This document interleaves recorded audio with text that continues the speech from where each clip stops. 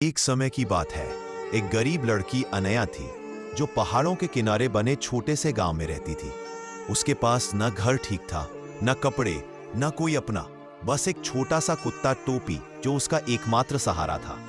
एक दिन भयंकर तूफान आया, बिजली गिरी, बारिश ने सब कुछ बहा दिया, घर, रास्ते, पेड़ और लोगों की उम्मीदें भी। अनया और टोपी किसी तरह एक चट्टान के नीचे शरण लिए हुए थे। ठंडी हवा चल रही थी और पेट 2 दिन से भूखा था।